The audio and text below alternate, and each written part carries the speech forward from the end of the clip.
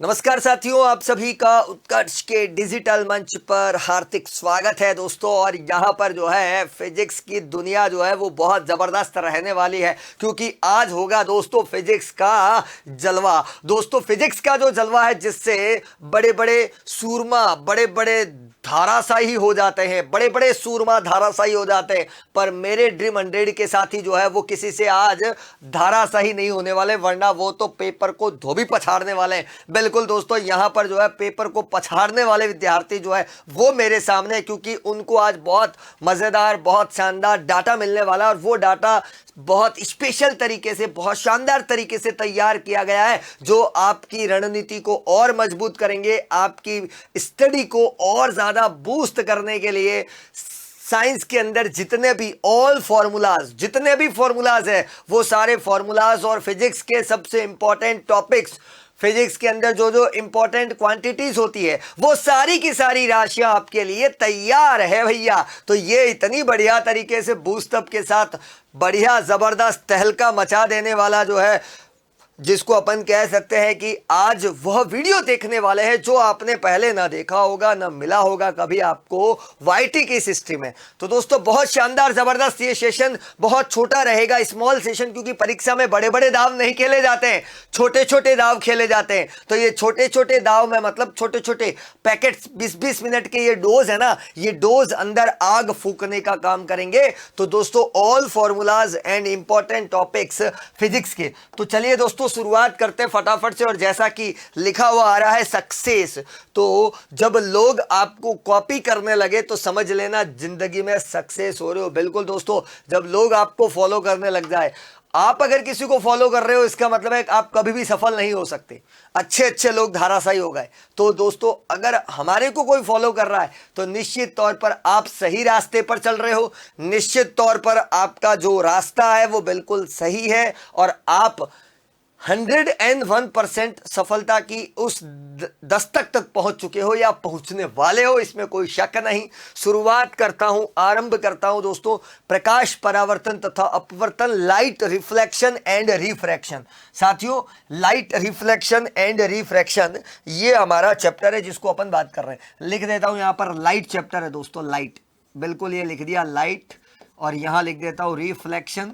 ये लिखा अपन ने रिफ्लेक्शन, और इसके पास ये लिख दिया रिफ्रैक्शन। चलिए दोस्तों शुरुआत कर देते हैं फटाफट से, और शुरुआत है बहुत बेहतर, बहुत शानदार, बहुत बेहतरीन। और सबसे पहले अपन बात करते हैं यहाँ पर फॉर्मूले की। दोस्तों फॉर्मूले पर अगर बात करें, मेरे पास पहला फॉर्मूला आता है मिरर फॉर्मूला, जिसको कहते हैं दर्पण सूत्र। दर्पण सूत्र जिसको मिरर फॉर्मूला कहा जाता है। या फिर आपसे पूछा जाए कि यू वी और एफ में क्या रिलेशन है, तो मिरर फॉर्मूला कहता है 1/f equal to 1/v plus 1/u। बिल्कुल सही, यहां पर पहला फॉर्मूला था मिरर का 1/f equal to 1/v plus 1/u। दूसरा है मैग्निफिकेशन, आवर्धन का फॉर्मूला मिरर के लिए, ये दोनों मिरर के फॉर्मूले हैं। मैग्निफिकेशन जिसको आवर्धन कहते हैं h' इक्वल टू -v/u। याद रखना h' इक्वल टू -v/u, ये फॉर्मूला है मैग्निफिकेशन का। ठीक उसी तरह से यहां पर लिखा है लेंस फॉर्मूला। दोस्तों lens formula 1/f equal to 1/v minus 1/u। बिल्कुल सही दोस्तों, और ये है मैग्निफिकेशन लेंस का। तो लेंस का आवर्धन का फॉर्मूला h'/v/u। याद रखना, यहां प्लस है तो यहां माइनस, और यहां माइनस है तो यहां प्लस, आपका खेल खत्म। दोनों ही फॉर्मूले बहुत इंपॉर्टेंट है। ये तो हो गए मिरर के फॉर्मूले, और ठीक इसके सामने नीचे की तरफ हो गया लेंस का फॉर्मूला जो आपने लिखा। एक चीज क्लियर हो गई जिस पर न्यूमेरिकल है। एक चीज और हमेशा ध्यान रखना, यू हमेशा नेगेटिव होगा। एक बात ध्यान में रखना, यू हमेशा नेगेटिव होगा। एफ अगर उत्तल है कॉन्वेक्स है, एफ अगर उत्तल है कॉन्वेक्स है, अगर कॉन्वेक्स है तब तो एफ कैसा होगा, पॉजिटिव। और अगर मैं कहता हूं एफ हमारा कॉनकेव है, अवतल दर्पण है या अवतल लेंस है, तो 100% ये एफ भी कैसा होगा, नेगेटिव होगा। उसके अलावा दोस्तों हमारे पास एक और फॉर्मूला है जो सबसे इंपॉर्टेंट है, वो है एफ इक्वल टू r/2। याद रखना एफ और r में रिलेशन है, तो F equal to R/2 noted है, F इक्वल टू R/2। अगर सपोज करो R गिवन है 100%, इस पर सवाल बनेगा, R गिवन है 40 सेंटीमीटर, तो बच्चा F कितना हो गया, तो मैंने लिखा R/2 और R हो गया 40/2, तो F की वैल्यू यहां पर मुझे नजर आ रही है 20 सेंटीमीटर। खेल खत्म, पैसा हजम, ये बिल्कुल करेक्ट यहां पर। फिर बात करता हूं रिफ्रैक्टिव इंडेक्स की, N इक्वल टू C/V, और दोस्तों ये वैल्यू हमको C की दे रखी है 3 × 10⁸ मीटर पर second. N equal to C/V, N equal to C/V, C की वैल्यू होती है 3 × 10⁸। उसी प्रकार से पावर ऑफ लेंस, दोस्तों पावर ऑफ लेंस जिसको लेंस की क्षमता कहते हैं, लेंस की क्षमता जिसका फॉर्मूला होता है P equal to 1/F, P equal to 1/F, P equal to 1/F, बहुत इंपॉर्टेंट। और इसका ऐसा यूनिट होता है डायप्टर, क्या होता है डायप्टर, देखो ये नोट कर लेना, डायप्टर, डायप्टर इसका ऐसा यूनिट है, SI यूनिट जो है पावर ऑफ लेंस की, वो क्या होती है dioptre, P equal to 1/F। Suppose कीजिए F गिवन है 50 सेंटीमीटर, F गिवन है 50 सेंटीमीटर, P पूछा गया है, तो सबसे पहला काम है इस सेंटीमीटर को मीटर में चेंज करना, और इस सेंटीमीटर को मीटर में चेंज करने के लिए 100 से डिवाइड करना पड़ेगा, तो हमारे पास आ गया 0.5 मीटर, और फिर P इक्वल टू 1/F लिखा, और F की जगह पर लिख दिया 0.5, पॉइंट हटा तो ऊपर आ जाएगा 0 और 2 डायप्टर, आपका आंसर आ गया, दैट्स इट, P की वैल्यू आ गई 2 डायप्टर, दैट्स इट, खेल खत्म, पैसा हजम। फिर बात करते हैं दोस्तों इस चैप्टर के इंपॉर्टेंट टॉपिक्स, और वो है डिफरेंस के क्वेश्चन। बहुत सारे डिफरेंस के क्वेश्चन है। पहला क्वेश्चन बन सकता है कॉन्वेक्स और कॉन्केव मिरर में डिफरेंस, उत्तल और अवतल दर्पण में अंतर, ये पहला सवाल। दूसरा कॉन्वेक्स और कॉन्केव लेंस में डिफरेंस, उत्तल और अवतल लेंस में अंतर, ये दूसरा सवाल यहां पर निकल के आ रहा है। तीसरा वर्चुअल और रियल इमेज, दोस्तों आभासी और वास्तविक प्रतिबिंब में अंतर, यह तीसरा सवाल यहां पर निकला। चौथा मिरर और लेंस फॉर्मूले में डिफरेंस, दर्पण और लेंस सूत्र में क्या अंतर रहेगा, ये 4 सवाल आपके सामने हैं, नोट कर लेना, ये चारों डिफरेंस के क्वेश्चन है, इसी चैप्टर से निकल के आ रहे। फिर इस चैप्टर के VVI इंपॉर्टेंट सवाल, भंडारा जिसको कह सकते हैं फिजिक्स का, वो मैं आपके सामने रख रहा हूं। लॉज ऑफ रिफ्लेक्शन, परावर्तन के नियम, 2 ही नियम है, पहला है I बराबर R, और दूसरा है, आपको भी पता है दूसरा कौन सा था, ये तो दूसरा है I बराबर R, तो पहला कौन सा था, इंसिडेंट रे, रिफ्लेक्टेड रे और normal are lie in same plane. आपतित किरण, परावर्तित किरण और अभिलंब, ये तीनों एक ही तल में। दूसरा है लॉज ऑफ रिफ्रैक्शन, अपवर्तन के नियम, जिसमें भाई साहब स्नेल का नियम तो बहुत इंपॉर्टेंट है, बहुत बहुत ज्यादा इंपॉर्टेंट है यहां पर, क्योंकि फॉर्मूला है sine I upon sine R equal to constant, sine I upon sine R equal to constant, ये अपन ने लिखा sine I upon sine R equal to constant. Sine I की वैल्यू गिवन है, साइन R की value given है, तो that's it, बिल्कुल बढ़िया तरीके से सॉल्व हो जाएगा ये। और उसके अलावा इस चैप्टर के डायग्राम हो गए, अलग अलग तरह की कंडीशन आ गई कि अगर ऑब्जेक्ट F और 2F के बीच है लेंस के अंदर, तो इमेज कहाँ बनेगी, इस तरह के सवाल। और उसके बाद दोस्तों कॉन्वेक्स और कॉन्केव मिरर के उपयोग, यूजेस की बात की जा रही है, कॉन्वेक्स और कॉन्केव, उत्तल और अवतल दर्पण के उपयोग। तो दोस्त कॉन्वेक्स का यूज हो गया सबसे पहले, जो गाड़ियों का साइड मिरर होता है, साइड वाला जो कांच होता है, उसमें काम आता है दोस्त उत्तल। और अवतल दर्पण कहाँ काम आता है, तो torch, search light, solar induction, इन सब में काम आता है अवतल दर्पण, जिसको अपन कहते हैं कॉन्केव मिरर।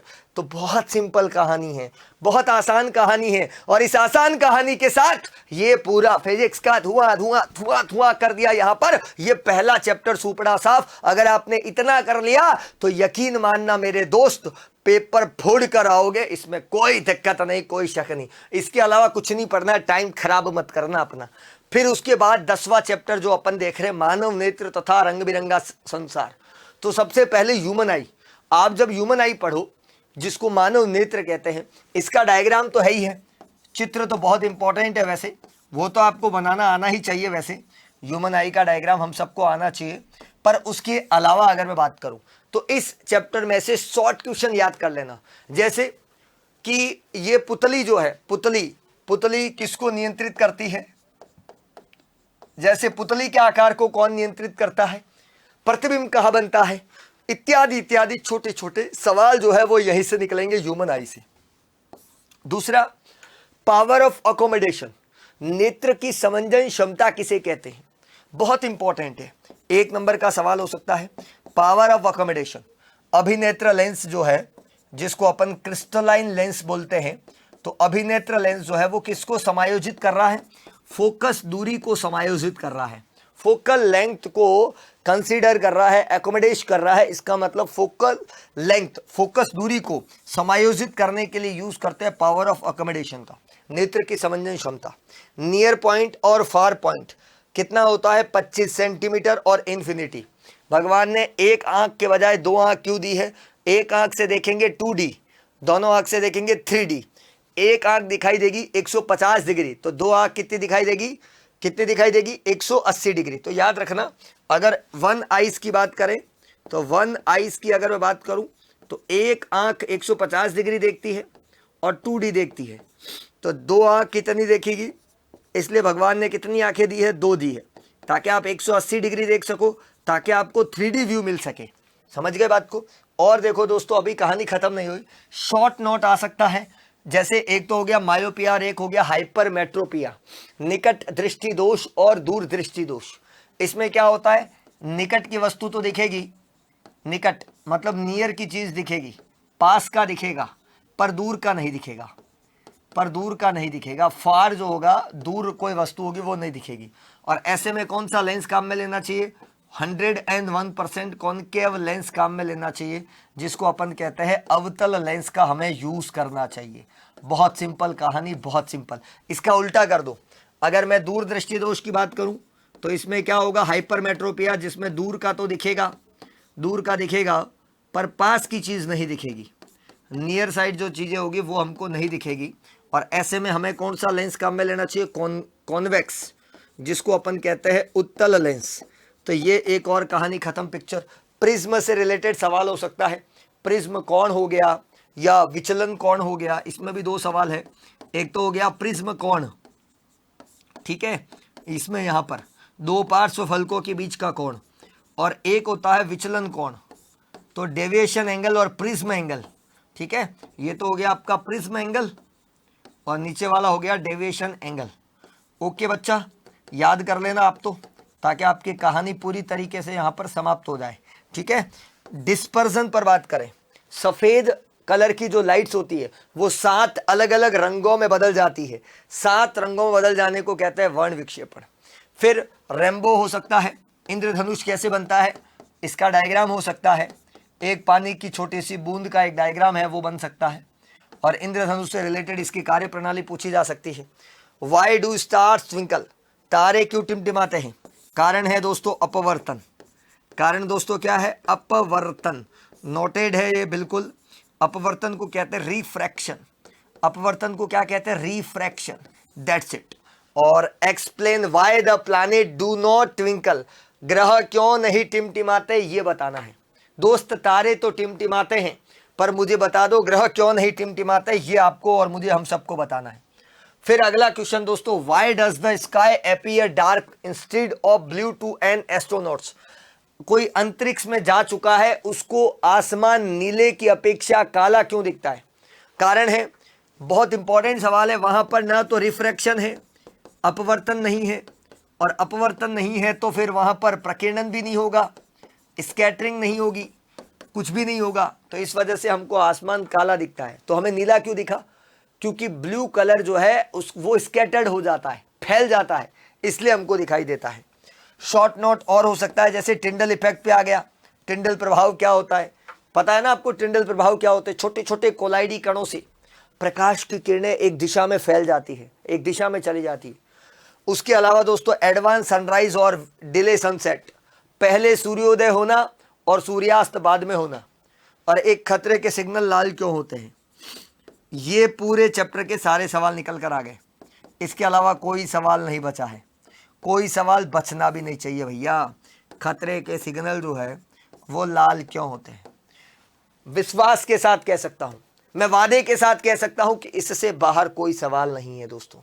ये संदीप भाई का वादा है, ये आपके लिए एक टीचर नहीं है, क्योंकि मुझे पता है कि इस समय आपका एक एक मिनट, एक एक सेकंड बहुत ज्यादा कीमती है, और आपका समय खराब करना मतलब सबसे बड़ी बेवकूफी है जो मैं नहीं कर सकता। मेरा धर्म नहीं कहता ही कि मैं आप आपको आपकी पढ़ाई से डाइवर्ट करके कहीं और ले जाऊं।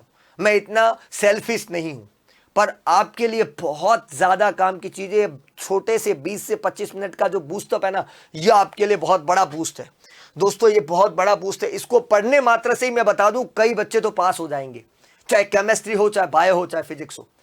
और बाकी मैराथन में तो आप कमाल देख ही लोगे, उसमें तो आपको सारी चीजें बहुत अच्छे से बताई जाएगी। पर यहां पर जो चीजें आप देख पा रहे हो वो क्या है दोस्तों, अलग अलग फॉर्मूलाज वगैरह एग्जाम के हिसाब से बूस्ट अप। चलिए दोस्तों, सूत्रों पर बात करें, फॉर्मूले पर बात करें। सबसे पहले है करंट, धारा। धारा I equal to Q by T, पहला formula I equal to Q by T. दूसरा फॉर्मूला दोस्तों विभवांतर, जिसको कहते हैं potential difference, V A minus V B equal to W by Q. W क्या होता है, वर्क, क्यू क्या होता है, चार्ज। ओम का नियम, ओम्स लॉ जिसको कहते हैं, V equal to I R, noted है V equal to I are.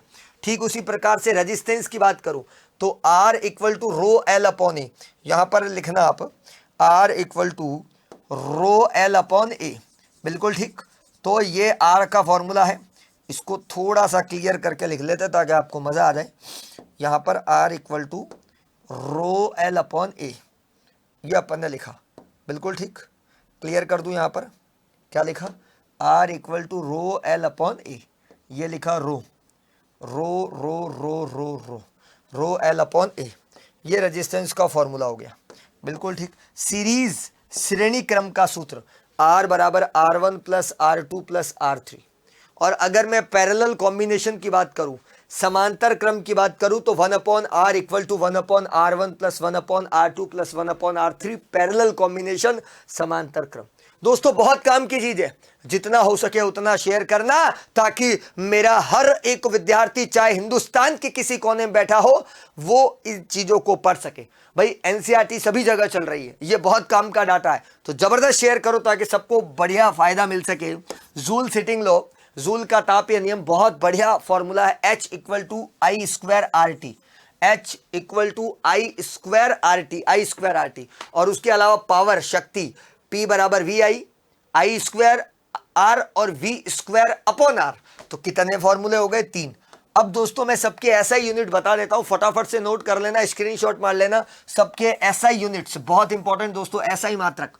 पहला है चार्ज का, चार्ज आवेश कहते हैं इसको, और इसका है कूलम, बिल्कुल सही। दूसरा है करंट, जिसको धारा कहते हैं, एम्पियर, बिल्कुल बहुत बढ़िया। तीसरा पोटेंशियल डिफरेंस, जिसको विभवांतर कहते हैं, वोल्ट, बहुत बढ़िया दोस्तों। वर्क, कार्य, कार्य का हो गया जूल, बहुत बढ़िया। रेजिस्टेंस, प्रतिरोध, ओम, बिल्कुल सही। रेजिस्टिविटी, प्रतिरोधकता, ओम, मीटर, बहुत बढ़िया। पावर, शक्ति, वाट, क्या बात है। और हीट, जूल, बिल्कुल सही, यहां पर करेक्ट, यहां पर हीट का होता है जूल, सही अनुमान, करेक्ट अनुमान। और उसके अलावा कुछ वैल्यूज है दोस्तों, एक इलेक्ट्रॉन की वैल्यू होती है 1.6 मल्टीप्लाई 10 की पावर माइनस 19। एक सवाल कि एक कूलाम आवेश में इलेक्ट्रॉन कितने होते हैं, एक सवाल यहां पर कि भैया एक कूलाम आवेश में इलेक्ट्रॉन कितने होते हैं, समझ गए। तो एक कूलाम आवेश में कितने, मतलब 1 कूलम चार्ज में नंबर ऑफ इलेक्ट्रॉन्स पूछे गए, 6.25 इंटू 10 की power 18। Horse power HP, horse power HP, अश्व शक्ति कितना होता है, 746 वाट। 1 kWh दोस्त, 1 kWh जिसको यूनिट कहा जाता है, 3.6 मल्टीप्लाई 10 की पावर 6 जूल, बिल्कुल करेक्ट, बहुत सुंदर। उसके बाद दोस्तों एमीटर, एमीटर जो करंट मेजरिंग डिवाइस है, जिसको धारा मापी यंत्र कहते हैं, सीरीज में लगता है, श्रेणी क्रम में लगेगा, और एमीटर को ए से लिखा जाता है, याद रख लेना, ए से, ये इसका सिंबल हो गया। उसी तरह से अगर मैं वोल्ट मीटर की बात करूं, विभव मापी है, पोटेंशियल डिफरेंस को मेजर करता है, मेजरमेंट ऑफ पोटेंशियल डिफरेंस, और ये लगता है दोस्त पैरेलल कॉम्बिनेशन में, समांतर क्रम में लगता है, और वोल्ट मीटर को दोस्त वी से लिखा जाता है। एमीटर करंट को मेजर करेगा, धारा मापी कहते हैं, और विभवांतर, विभव को जो मेजर करने वाला होता है, पोटेंशियल डिफरेंस को मेजर करने वाला जो होता है, उसको कहते हैं वोल्ट मीटर, जो पैरेलल कॉम्बिनेशन में लगता है। एमीटर सीरीज में लगता है तो वोल्ट मीटर पैरेलल में लगता है, बिल्कुल ठीक। चल आगे बढ़ बेटा, फिर बात करते हैं यहां पर आगे। तो यहां पर क्या क्या और इंपॉर्टेंट टॉपिक्स हो सकते हैं वो भी मैं आपको बता देता हूं। जैसे इंपॉर्टेंट टॉपिक्स में दोस्तों, एक तो ओम्स लॉ बहुत इंपॉर्टेंट है, आप अच्छे से याद कर लेना। एक आपका जूल जो है, जूल सिटिंग लॉ, ये भी बहुत इंपॉर्टेंट है, जूल का तापीय नियम जिसको अपन कहते हैं, जूल का तापीय नियम बहुत इंपॉर्टेंट है। ओम का नियम तो है ही है, खैर याद कर लेना। 2 फॉर्मूलों के डेरिवेशन है। कितने डेरिवेशन है? 2 डेरिवेशन। डेरिवेशन का मतलब होता है सूत्र की व्युत्पत्ति करना, सूत्र को लिखना, सूत्र आया कैसे है। तो इसमें 2 है, एक तो है सीरीज का, सीरीज का मतलब हो गया श्रेणी क्रम का, और दूसरा जो है वो है दोस्तों पैरेलल का। तो कितने हो गए? 2। और दोनों ही बहुत इंपॉर्टेंट सवाल है, बहुत इंपॉर्टेंट है, परीक्षा में छपने वाले सवालों में से एक है ये। तो ये पैरेलल का हो गया। तो 2 सवाल अपन ने लिख लिए हैं, मार्क कर लिए चैप्टर पूरा। और नेक्स्ट चैप्टर चल रहे हैं अपन, चैप्टर नंबर 12 दोस्तों, चैप्टर नंबर 12 यहां पर विद्युत धारा के चुंबकीय प्रभाव है ना। तो यहां पर जो है magnetic field of electric current. ठीक है, चलिए दोस्तों, पहला सवाल यहां per unit of magnetic field, चुंबकीय क्षेत्र की तीव्रता का मात्रक है ओरस्टेड। नोट कर लेना, इंपॉर्टेंट सवाल है ओरस्टेड। फिर उसके बाद राइट हैंड थंब रूल, ये रहा राइट हैंड थंब रूल। ये अंगूठा जो है वो धारा को बताएगा, करंट को बताएगा। मुड़ी हुई अंगुलियां चुंबकीय क्षेत्र को बताएगी, पहली चीज क्लियर। दूसरा फ्लेमिंग लेफ्ट हैंड रूल, ये रहा फ्लेमिंग लेफ्ट हैंड रूल। ये अंगूठा है फोर्स को बताता है, ये मैग्नेटिक फील्ड को बताएगी जिसको 4 फिंगर कहते हैं, है ना, तर्जनी। और ये मध्यमा धारा करंट को बताती है, बिल्कुल सही यहां पर। फिर देखिए properties of magnetic field lines, चुंबकीय बल रेखाओं के गुण। तो वही चुंबकीय बल रेखाएं एक दूसरे को नहीं काटती है, सजातीय, सेम पोल होंगे तो एक दूसरे को अपोज करेगी, उनमें रिपल्सन होगा, प्रतिकर्षण होगा, और अलग अलग होंगे तो उनमें आकर्षण होगा। बिल्कुल ठीक। N to S और S to N, बाहर है N to S, बाहर है N to S, बाहर है N to S, और अंदर है S to N। बिल्कुल correct. Why don't 2 magnetic field lines intersect each other? 2 चुंबकीय बल रेखाएं क्यों नहीं काटती, क्यों नहीं काटती? बहुत बहुत बहुत इंपॉर्टेंट सवाल ये। उसके अलावा दोस्तों परिनली का बहुत इंपॉर्टेंट सवाल यहां पर, सोलेनॉइड, उसका डायग्राम पूछा जा सकता है, उसका उपयोग। सॉफ्ट आयरन जो होता है ना, वो अगर सोलेनॉइड के कांटेक्ट में होता है तो मैग्नेट की तरह वर्क करते हैं। और फुल फॉर्म एमआरआई का मैग्नेटिक रेजोनेंस इमेजिंग, नोटेड है मैग्नेटिक रेजोनेंस इमेजिंग, चुंबकीय अनुनाद प्रतिबिंबन, चुंबकीय अनुनाद प्रतिबिंबन। और एमसीबी मिनिएचर सर्किट ब्रेकर। क्या बात है संदीप सर, मजा आ गया आज तो। उसके अलावा 2 safety major used in electric circuit, विद्युत परिपथ में सुरक्षा उपायों के नाम। कोई भी 2 सुरक्षा उपाय। पहला नाम तो मैं बता ही देता हूं, फ्यूज लिख सकते हैं अपन। दूसरा नाम है बहुत आसान दोस्तों, वो है एमसीबी, मिनिएचर सर्किट ब्रेकर। और तीसरा नाम भू संपर्कित वायर, अर्थिंग वायर जो होता है ना, उसको अपन कहते हैं। शॉर्ट सर्किट क्या होता है, अर्थ वायर क्या होता है, ये सब सवाल हो गए दोस्तों। जैसे एक वायरिंग का भी हो सकता है, रेड कलर का कौन सा वायर होता है, ब्लैक कलर का कौन सा वायर होता है, ग्रीन कलर का कौन सा वायर होता है। तो कितने वायर हो गए? 3। रेड हो गया आपका विद्युन्मय तार, फेज जिसको अपन कहते हैं, फेज, फेज को क्या बोलते हैं? विद्युन्मय तार। फेज को क्या बोलते हैं दोस्तों? विद्युन्मय तार। और दूसरा है ब्लैक, इसको न्यूट्रल वायर बोलते हैं, और इस न्यूट्रल वायर को अपन कहते हैं उदासीन तार। क्या बात है। और उसी तरीके से ये अर्थिंग वायर हो गया जो कि भू संपर्कित तार कहलाता है, भू संपर्कित तार कहलाता है। बिल्कुल सही लिखा, बहुत करेक्ट लिखा, और बहुत ही शानदार लिखा बच्चों, क्या बात है। तो लाल कलर, काला कलर और जो है हरा कलर हमारे को दिखाई दे रहा है, और ये इसी के साथ हरा हरा अवर एनवायरमेंट, हमारा पर्यावरण दोस्तों, आपका हम सबका पर्यावरण। तो ये है ओवर एनवायरमेंट। बहुत बढ़िया चैप्टर है, बहुत ही शानदार है, और बहुत छोटा है, स्कोरिंग चैप्टर है। और ये लास्ट चैप्टर, हालांकि ये फिजिक्स का नहीं है, फिर भी आपके लिए बहुत काम का है। इसमें से फुल फॉर्म आ सकती है क्लोरोफ्लोरोकार्बन की और यूएनईपी की। क्लोरोफ्लोरोकार्बन और यूएनएपी, यूनाइटेड नेशन एनवायरनमेंट प्रोग्राम, संयुक्त राष्ट्र पर्यावरण कार्यक्रम। ओजोन के बारे में आ सकता है, O3, ऑक्सीजन के 3 परमाणुओं से मिलकर बना है। ओजोन क्या करता है? पराबैंगनी विकिरणों को पृथ्वी पर आने से रोकने का काम करता है। बिल्कुल सही। फूड चेन, खाद्य श्रृंखला के बारे में सवाल हो सकता है। बिल्कुल करेक्ट। खाद्य श्रृंखला, एक जीव दूसरे जीव को खा रहा है, दूसरा तीसरे को, इस तरह से एक चेन बनती है। इस चेन को हम कहते हैं फूड चेन। बहुत बढ़िया। जैसे घास, घास को खाने वाला कौन? घास हॉपर, टिड्डा जिसको कहते हैं। घास हॉपर को खाने वाला कौन? फ्रॉग, मेंढक। मेंढक को खाने वाला कौन? स्नेक, स्नेक मतलब सांप, और सांप को खाने वाला ईगल।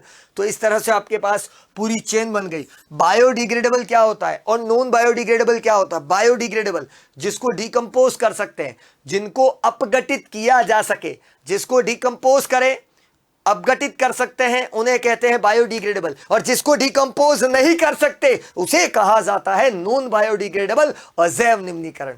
और इसी तरह से एक और इंपॉर्टेंट टॉपिक बायोलॉजिकल मैग्निफिकेशन, जैव आवर्धन। जो दोस्तों नॉन बायोडिग्रेडेबल सब्सटेंस होते हैं, अजैव निम्नीकरण पदार्थ जैसे डीडीटी, ऐसे डीडीटी या कोई रासायनिक पदार्थ, वो अपनी फूड चेन में आ जाता है, वो अपनी खाद्य श्रृंखला में आ जाता है, और उसका खाद्य श्रृंखला में आ जाने को ही अपन क्या कहते हैं, बायोलॉजिकल मैग्निफिकेशन, जैव आवर्धन। ये इस पूरे चैप्टर के इंपॉर्टेंट टॉपिक्स है दोस्तों, जो बहुत जरूरी है और बहुत काम के हैं। और इस प्रकार से दोस्तों फिजिक्स की कहानी जो है संदीप सर ने पूरी तरीके से खत्म कर दी, और आप तमाम विद्यार्थियों से यह मैं कहना चाहूंगा कि ये फिजिक्स जो है वो वाकई में धुआं धुआं कर देगी। अगर आपने ये वीडियो देख लिया हो, और इस वीडियो को जरूर शेयर कीजिएगा ताकि मेरे हर एक विद्यार्थी का भला हो सके। उसको पढ़ने के लिए कुछ शॉर्ट ट्रिक्स की आवश्यकता होती है। ये कंटेंट है, ये मसाला है जिसको पढ़कर बहुत अच्छे नंबर जो है वो ला सकता है दोस्तों। और आप सबको बोर्ड परीक्षाओं के लिए बहुत सारी शुभकामनाएं। All the best, best of luck.